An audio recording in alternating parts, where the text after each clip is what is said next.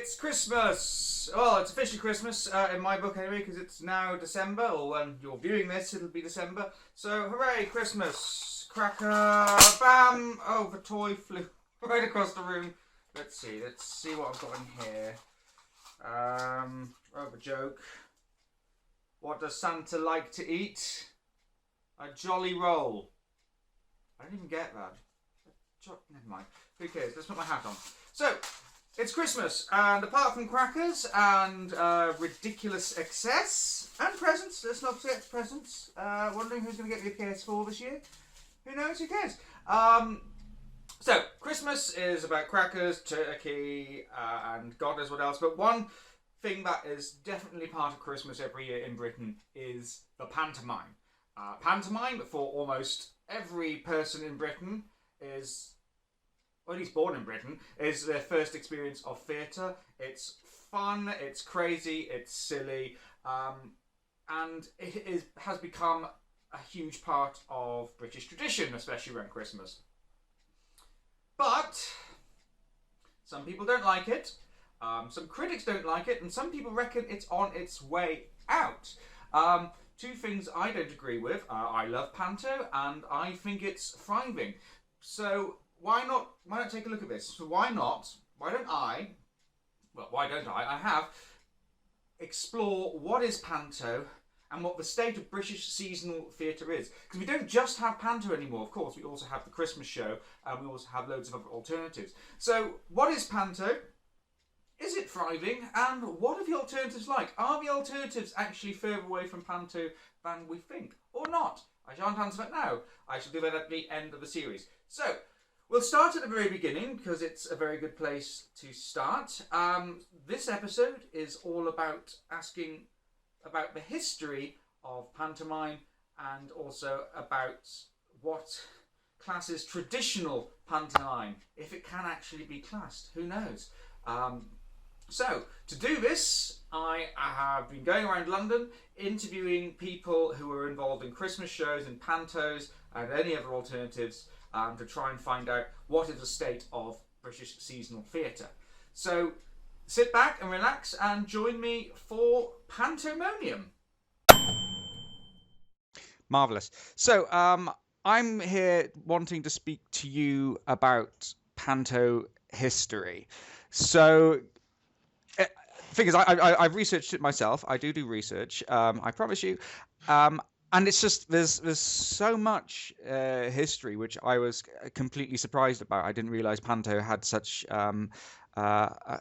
rich beginnings. But from your point of view, where would you say that pantomime as we know it first started? At what stage in the history? Right. I've just literally finished a 7-week tour of going around schools, because we take a show called the Panto Roadshow. And that's one of the questions that we get asked. We do a show to begin with, and then the second bit's a Q&A. And almost always the kids say, when did it begin? And I always say, look, if you get in a TARDIS, in a time machine, you go back in time. If you went back to when Panto really started, say the Regency period, the 1830s, you wouldn't recognise it as a pantomime. There'd hardly be any element of it that you would say is a pantomime. But you could say in theory that is when Panto begins. It begins with the Harlequinades. It begins with those first. I suppose the connection with pantomime and those early 1830s and 1840s Harlequinades is that they used a fairy story as their theme. That's the only connection. So you need to take your time machine back to round about 1875, 1880 to start to sit in that auditorium and go, oh yeah, that's a panto, I can recognise that. So where did the elements that we recognise today? So the dame, the audience participation, the innuendo.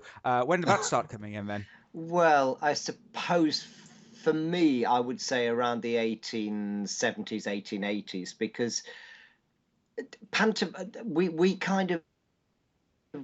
we never sat down and said, let's create a pantomime. What happened was that we had entertainments here in the 18th century which came from France, some came from Italy. They were called the Italian night scenes. And the French, of course, had their Commedia dell'arte. So we took whatever we liked out of the Italian, whatever we liked out of the French, we put it together with a bit of our British fairy stories and we introduced a clown to it. We turned it into a entertainment that just happened to go on over the winter period.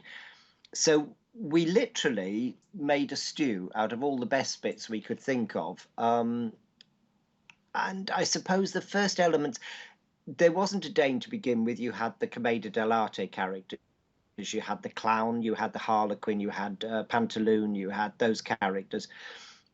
But it's interesting to see that our most famous clown, Grimaldi, was one of the first, well, probably he was the first person to do the part of a baroness. So he went into drag for that. And that, we're talking about the 1830s. So that's the very first introduction of our dame sort of character. But as we know, it's 1870s, really. How would you define a panto? As I say, I think the important thing is it contains contemporary entertainment. It's a classic story, originally a classic fairy tale, one of Grimm's fairy tales, with contemporary moments in. So I think it really came into its heyday in the Victorian era, when musical was rife and musical stars would do their turns in panto, and that still happens today. I mean, the people that we have in Kudos and First Family Entertainments who are providing pantos throughout the UK, big pantos. People tend to whinge about it, they've got celebrities in them, but we live in a celebrity culture, so really they're giving the people what the people want. What for you defines what is a pantomime?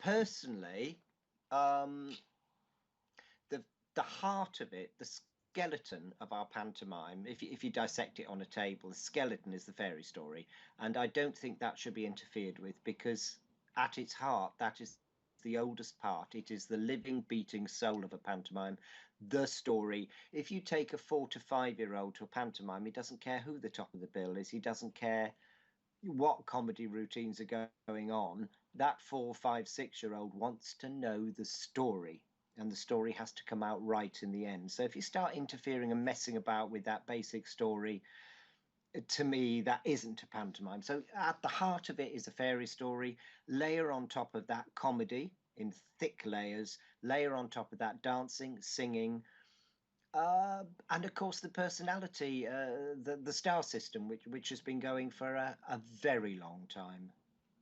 Is there anything in a panto that must be in a panto for you? Yeah. A panto? Yeah, there's 101 elements. I think there's so many.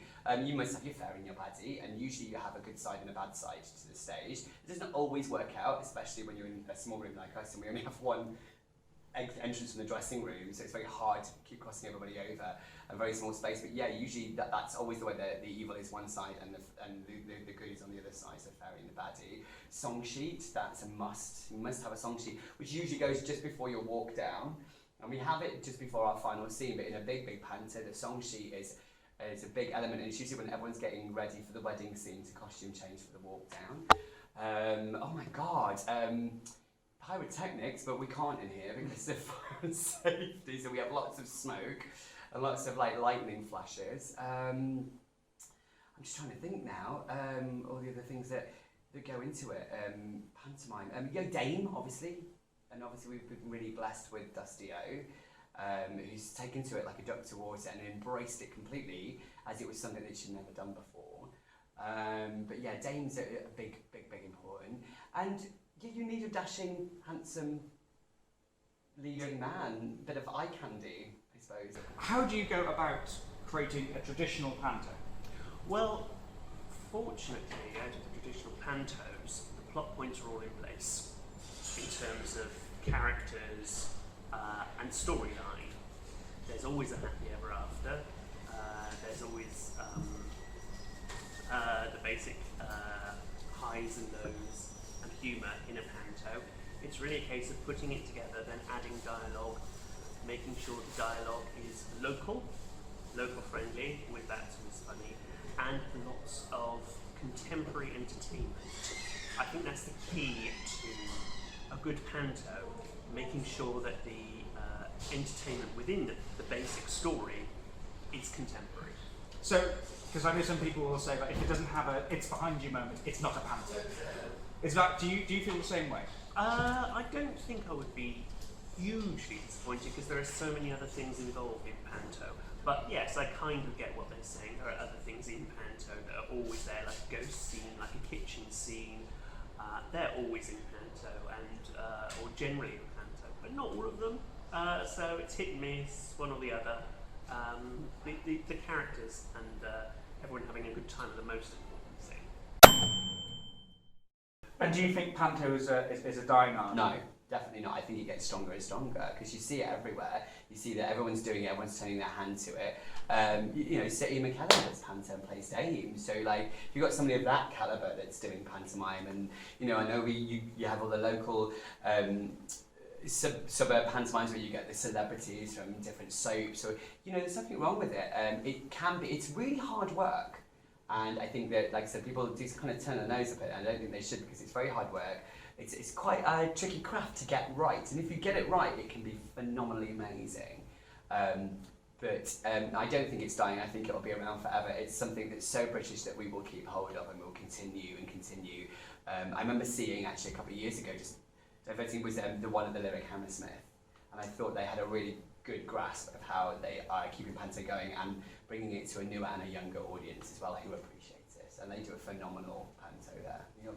Some people would say that pantomime is declining. I'm not one of those people Right. who think that at all, because if it was, we still wouldn't be seeing them in abundance. So why do you think panto is still prevailing as very much an integral part of British seasonal culture? Well, it's interesting that in the Victorian age, in fact, when Dickens was commenting and criticising pantomimes, people said, "Oh, pantomimes aren't what they used to be. They're going to fade out in a couple of years' time. They won't exist." That was then. That you're talking about 1870, 1880. I can tell you in a nutshell why pantomime has survived: because it has adapted, because it's evolved.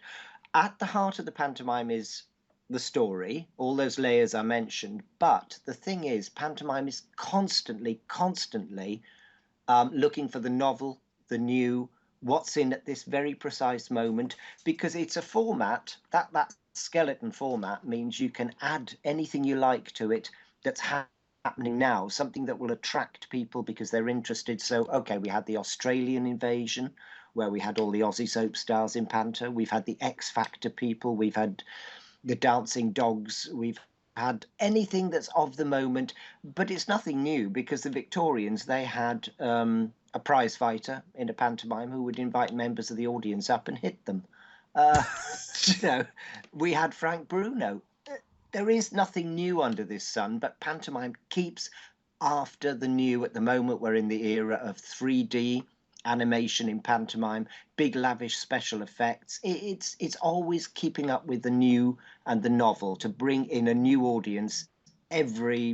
Children will watch a pantomime from the age of, shall we say, sort of 5, 6 to 11, and that's where the cutoff. It's not cool after 11.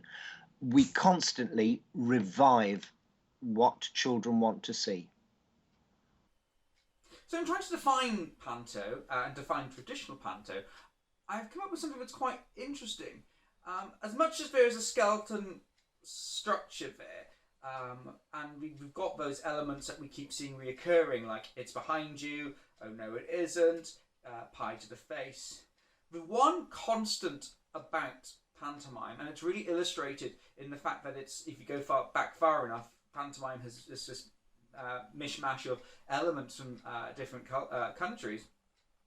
The one thing that defines panto is its evolution. Ironically, its only constant is that it's always changing. Always changing to meet the now, to be the zeitgeist, let me say that properly, as it were. So today we might have those elements, we might see those recurring themes and those recurring skits so familiar, but in 50 years' time, who knows? They might be out. It might not happen anymore. We're already seeing fairy stories being less used, and we're seeing more different things being used and given the panto treatment. And that actually is what's keeping it alive. That's actually why panto is still going, because it's always current.